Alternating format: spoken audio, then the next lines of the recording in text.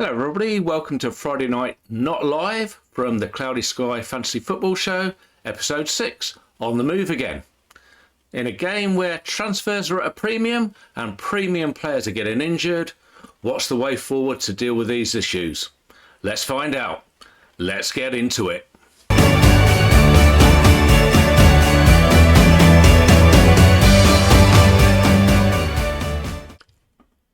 So, showing on the screen here in column R, you can see all of the players in game week 5 ownership that were showing at more than 10%.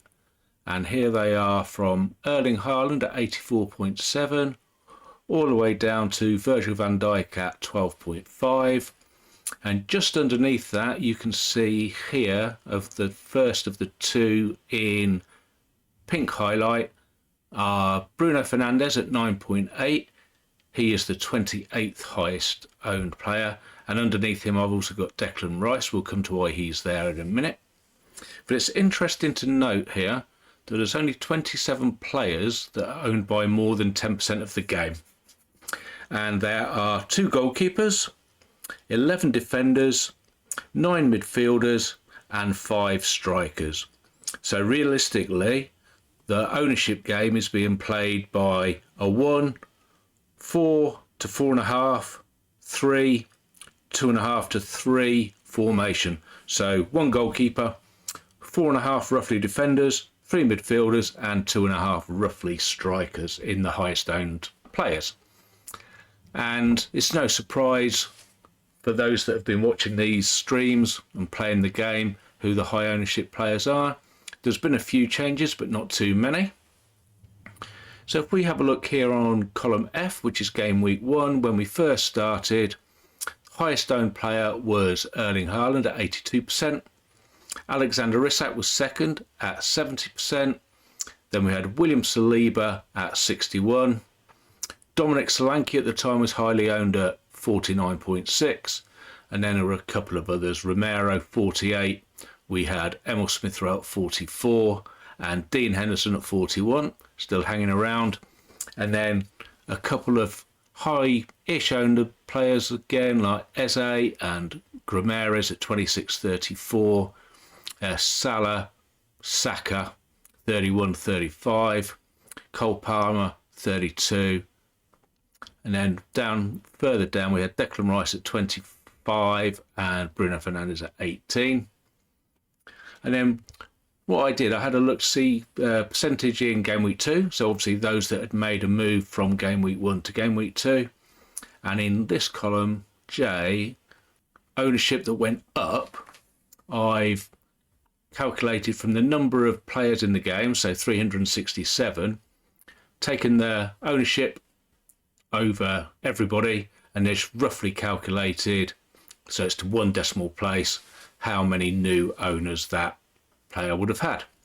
So we see there Erling Haaland 1.37% increase, so around about 6.2 people brought him in. There was a few others came in by quite a few, so 11 for Cole Palmer, we had 15 for Eze, 11 for Van Heck, 11 there for Gvardiol. And what I've done here in column K is just tallied those by percentage increase. So, and if it's greater or less than 0.5%, then I've coloured it green for going up or red for going down. And if it's between 0.5, negative and minus, it's just left there as blank. So notice here, the ones highlighted in yellow. So Dominic Solanke, he lost 25% of his ownership in game week 2. So he went from 49.6 down to 25.1. And Rodri went from 35 down to 30, so he lost 5.2 overall ownership. Bruno and Declan Rice also came down. Then we notice in game week 3, so same type of calculation, there wasn't as much difference. there was no big injury news really, so there wasn't too many players that lost a lot of ownership. Declan Rice went down. Cole Palmer went up. I think it must have been fixture swing. Was Chelsea playing on the Sunday or Monday? Can't remember, but I think they might have been between game weeks 2 and 3. And looking here at column P in game week 4, we could see some people have bought Rodri in. They were expecting him to be back. Turned out that he wasn't. An increase by 3.5% overall. Salah 3. Who were the big losers there? So this is where Declan Rice was suspended. He went down from 16.1 to 6.8, so 9.3 overall ownership. We're looking for a new player. So then we come to game week 5, the week just gone. And we notice here Alexander Isak has lost from 66% down to 49.6, so he lost 16.3% of his ownership. And then the reason why we've got this highlighted this week is for Rodri, who was bought in 37 people, so 10% of the game because he went from 33.2% up to 43.3%. Bought Rodri in on Sunday because he was back, he was fit, he'd played in the Champions League against Inter Milan the previous Tuesday or Wednesday. And then within half an hour, he had broken down, ACL, looks like he's not going to play for the rest of the season. So we're a lot of players, so nearly half the game are going to be looking for a replacement for Rodri. But it's interesting to look overall state of affairs. So with 367 people playing the game, 40 transfers each, that is a grand total to use for the entire game throughout the season of 14,680 transfers. And my sort of back of an envelope calculations here. So 240 and a bit transfers, so call it 240, were made in game week 2.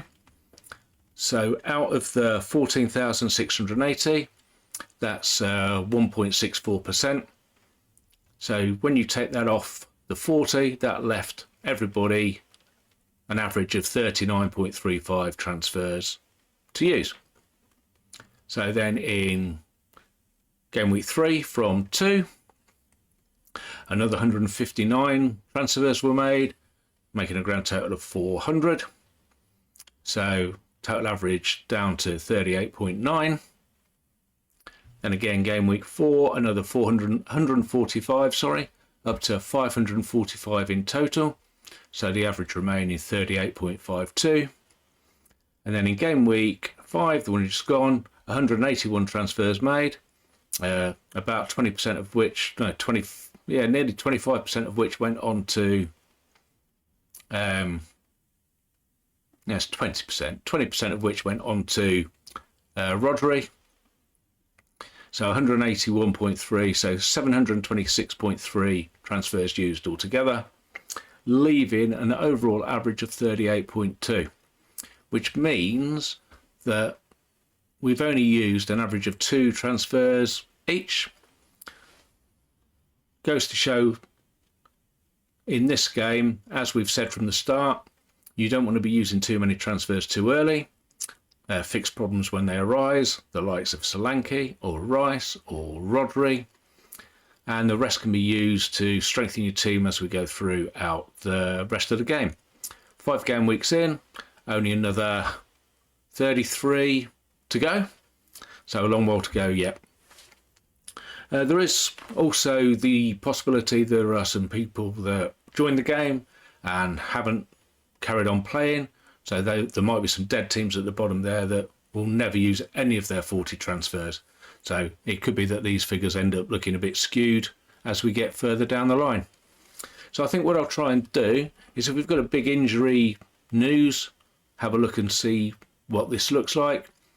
Mainly we'll probably use the ownership stats off FF Stuff, where he's got his graphs and charts of the top 20, and I shall also be using the percentages on the team preview charts as we go further down the line.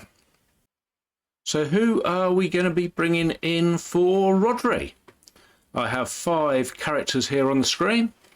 1 defender, 2 midfielders and 2 strikers. We saw from the ownership that the vast majority of people are playing with 3 midfielders currently. So if one of those is Rodri and they need a replacement, the chances are it's going to be in midfield. But there will be some that have got a defender slot and the odd 1 or 2 that's got a striker slot. So we'll start with the defenders. And if you have a slot spare and you don't currently have a double up in Arsenal defence, you have the highly owned Saliba, I could recommend Gabriel. He is 4.3 million compared to Rodri's 4.4. He is currently in 18% of teams, so only 1 in 5 people have him. And Arsenal are just about to embark on a run of fixtures that includes Leicester and Southampton consecutively at home, followed by Bournemouth away. Looks to be ideal for clean sheets. He's not been getting much bonus, but he has scored 2 goals. He's on 1 bonus per game on average, only 5 altogether. But looking at the defensive assets, he definitely is playing for the right club. Scoring goals, I mean, that was a pinpoint cross and header. He got the better of Walker on Sunday. So if you're looking for a defender, similar kind of price, I would look at Gabriel. If you do need a midfielder, there's a couple here on the screen. Firstly is Kovacic.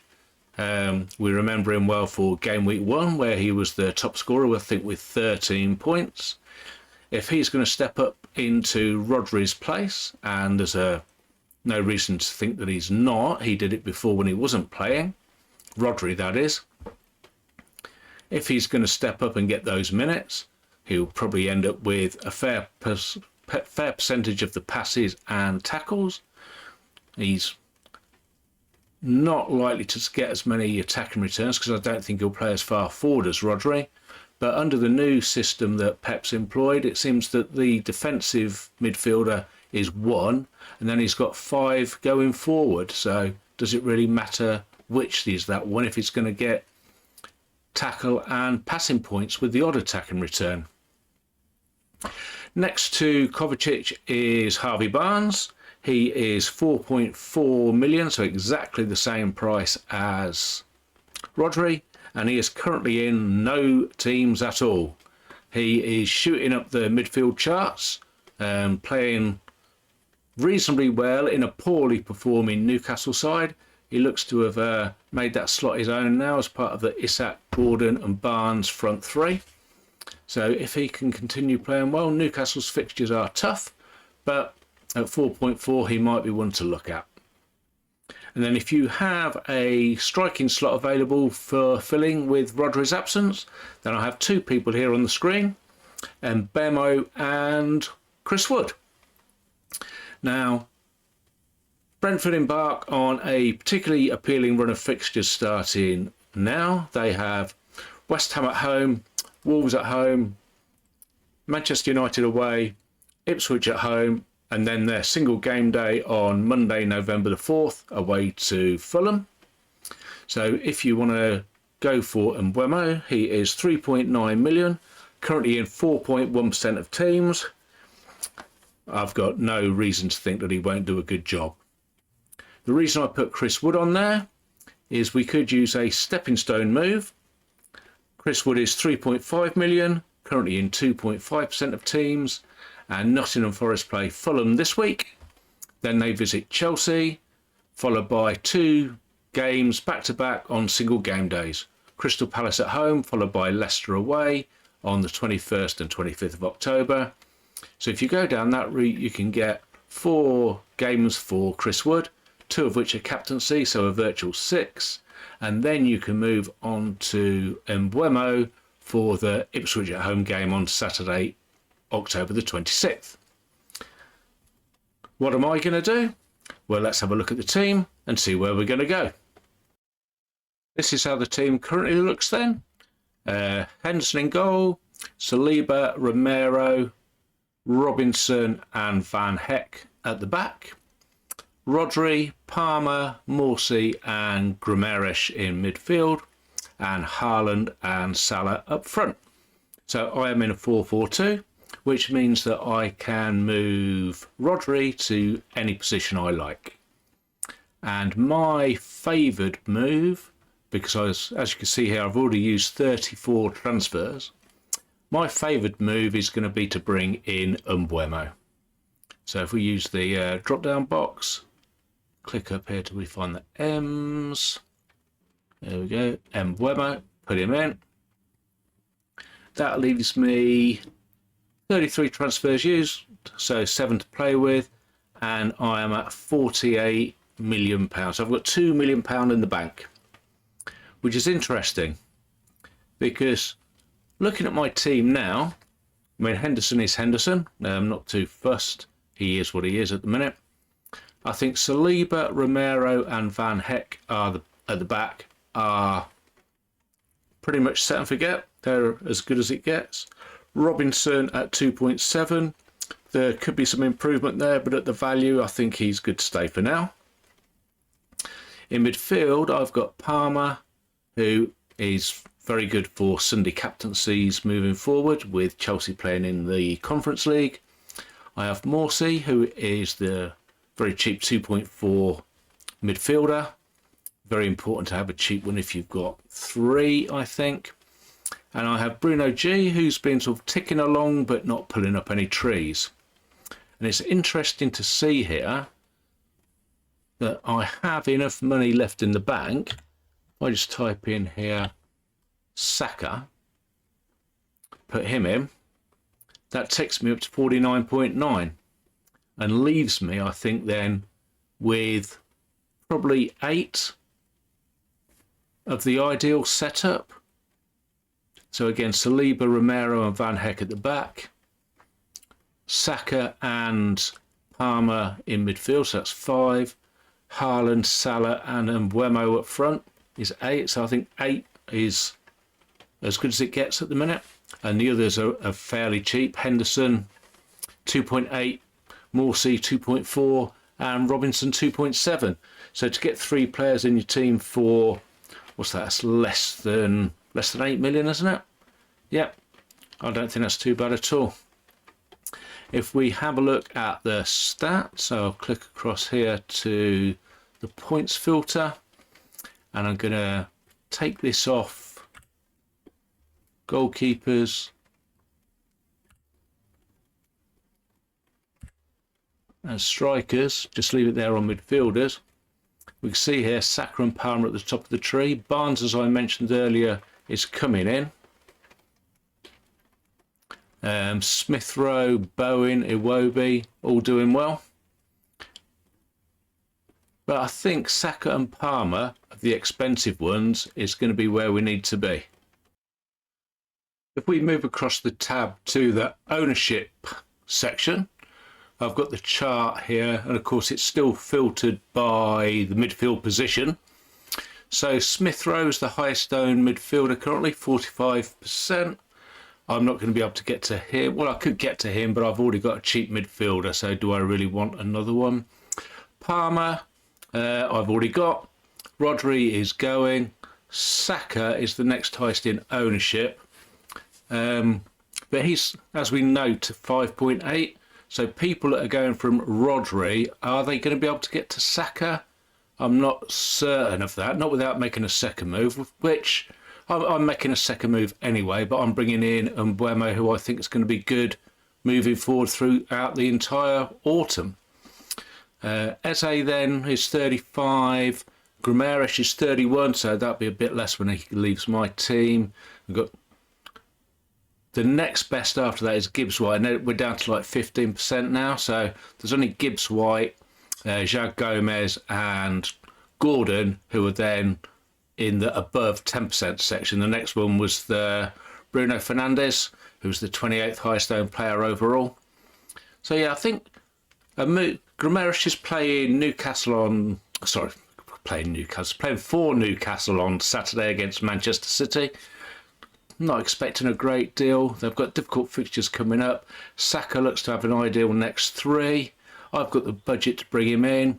like I said, it leaves me set with, I think, pretty much 8 of the best. So, yeah, we go back to the team. I think I'm fairly confident I'm going to make those 2 moves on Saturday.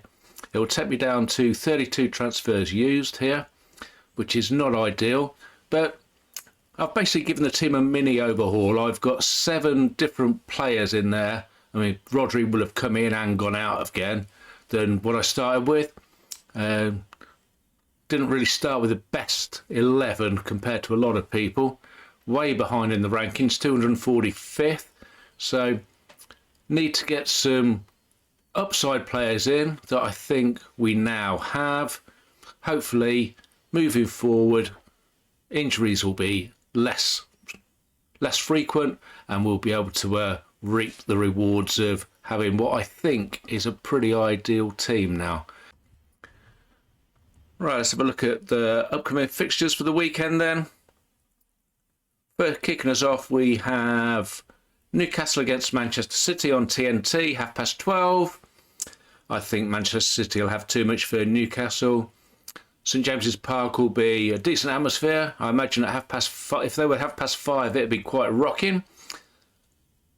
Yeah, 2-0 City to win. Haaland score again. Next game, 3 o'clock, Arsenal v Leicester. I think Arsenal have far too much for Leicester. Can see them scoring a few goals as well. They have, I think, PSG coming up in the Champions League next midweek. So we could see a few people taken off early. I'm going to go for Arsenal to win 3-0. Hopefully my incoming player, Saka, will score a goal or 2. Brentford against West Ham.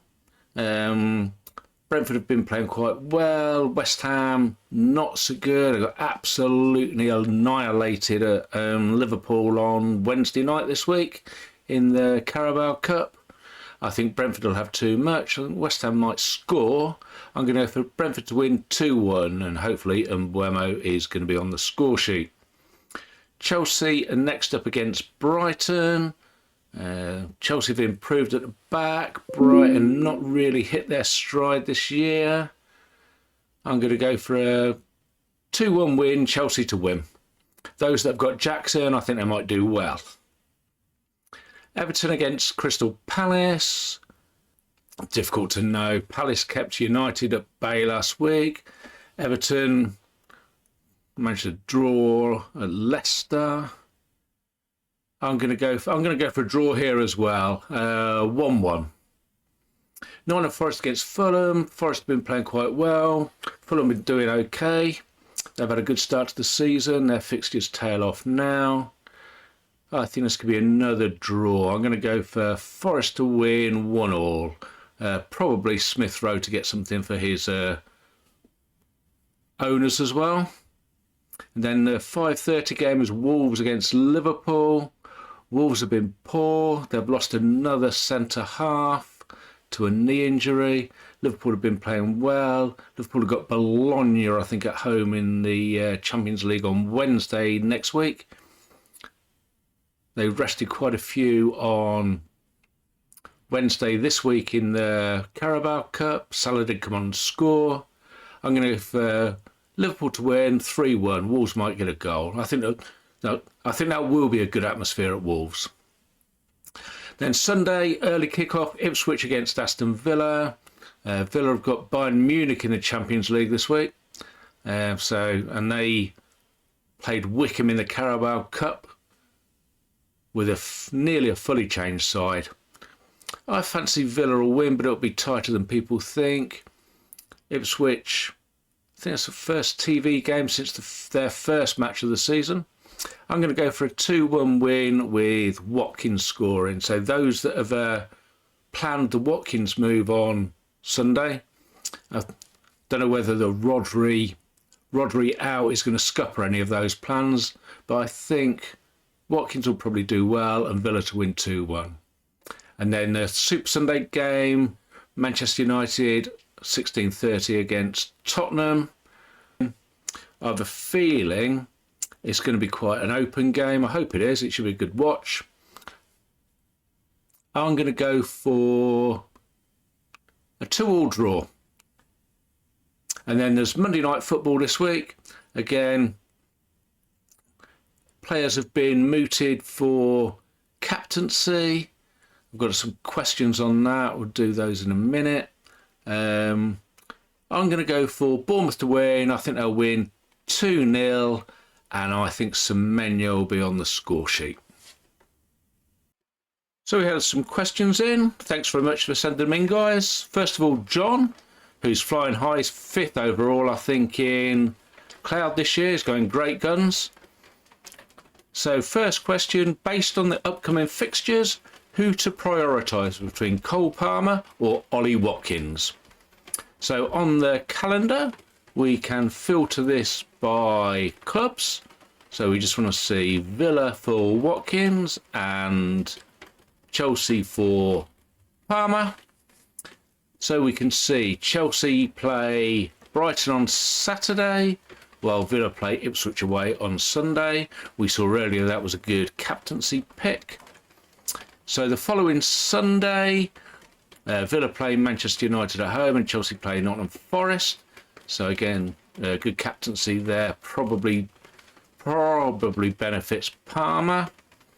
Then after the international break, Villa travel to Fulham on the Saturday and Chelsea travel to Liverpool on the Sunday.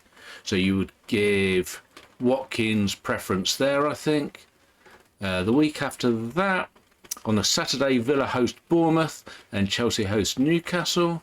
So I would probably give Villa the preference there. First weekend of November, they both play on a Sunday. Aston Villa away at Tottenham, Chelsea away at Manchester United. Both tricky fixtures there. And then after fireworks night on November the 9th, Villa travel to Liverpool on the Saturday and Chelsea host Arsenal on the Sunday. So again, much for muchness, but both difficult. And then after the last international break of the season, 23rd of November, Villa host Palace and Chelsea travel to Leicester. So you would, both good fixtures, but you would give precedence, I think, to the Villa man there. Then when we move into December, Villa play Chelsea, Brentford, Southampton, Nottingham Forest, Manchester City, Newcastle and Brighton, whereas Chelsea play Villa, Southampton, Tottenham, Brentford, Everton, Fulham and Ipswich. So on the whole, that sounds a better set of fixtures. I would say it looks like the Villa fixtures are slightly better. You get a captaincy on the Sunday for Ipswich away this week. But then Chelsea, they've got the regular Sunday fixtures due to their Conference League. They do have Nottingham Forest on the same day as Aston Villa play Manchester United. Let's have a quick look and see if there's any other fixtures on that Sunday. So we have Villa face Manchester United, Brighton hosts Tottenham, Chelsea hosts Nottingham Forest. There's only 3 fixtures, so probably Palmer's the best there. So in answer to your question, John, it's quite tight. All depends on who else you've got in your team for the coverage. If you're tight on both, I would suggest then maybe Palmer's your man. He's a midfielder, which would give you a open slot for another striker to come in. Now, second question is for Bournemouth, Semenyo or Tavernier. Same price, similar points so far. The former may be more goal threat, the latter more bonus points potential. Okay, let's move across to the stats tab and we'll see if we can filter this just on Bournemouth. So on here, if I just click off select all, click on Bournemouth, click OK. So this gives me all of Bournemouth players' totals. So Semenyo is currently 3.3% owned, Tavernier 1.6, 27 points for Semenyo, Tavernier 25. Both started all the games. So Semenyo scored twice and assisted, and shot bonus, they've both got 6 points for that. Semenyo's had a yellow card, that's what's cost him some points as well. If we move across, so yeah, tiers 6 and tiers 9. So That's fairly close, John, I think. I would say for the captaincy game, you're probably better off with Semenyo. He's got a better chance of hitting off on that day. If you're keeping longer term, then a bit like we had with Palmer and Watkins, then maybe Tavernier as he's a midfielder. And we had a question off Aaron. Rodri and Isak out for João Gomez and Palmer, or is there a better alternatives for the upcoming fixtures? 900k in the bank if these transfers are made. So Rodri is 4.4, Isak 5.1, that gives you 9.5. Gomez 2.9, Palmer 5.8. That's at 8.7, so he must have 0.1 in the bank already, I think. So just 0.1 shy of being able to do Mbumo and Palmer, which is somewhat annoying. So Palmer I do like, as discussed. I like the fact you've got a forward spot spare as well. So maybe you could look at Watkins in there, or you could look at maybe Mbumo in the forward slot and slightly less on Palmer. That's a tricky one without knowing exactly who you've got, Aaron, because there might be a bit of manoeuvring around. If you haven't got the likes of Van Heck at 2.8, then that's something you might be able to look at instead of a Gomez. You're moving out one midfielder and looking to bring in two. So if you haven't already got five at the back, then maybe something like Van Heck to come in, or another one of the cheaper defensive options alongside Palmer. And they could give you an option then to bring in another striker for somebody else, maybe Mbumo. Or you could look at Wood possibly, and then if you've got another issue after Wood's 2 games, look at bringing in Mbumo after that. It seems like you've got the 0.1 shy syndrome of the best options, which is often the way. So my advice would be to get on the planner, have a look at the fixture ticker on the calendar, and then see who you want where and when, and then plan it sort of moving forward from there. So thanks very much for watching, everybody. Hope you have a good weekend. I'm off out with the wife to celebrate our anniversary. Enjoy the football. I would say enjoy the weather, but listening to what's going on above me, it sounds like we're going to be for a wet weekend. If you've liked what you've seen on the video, please give the video a like. If you want to subscribe to the channel, please do. If you want to take use of the transfer planners, then there's a link on the screen. We are on Patreon, Cloudy Sky Fantasy Football Show. If you find us on there, you'll be able to join up and use the planner. And we will be back on Tuesday next week with midweek matchups to review what's gone on in Game Week 6. So enjoy the football, enjoy your weekend. Bye for now. See you soon. Ta-da.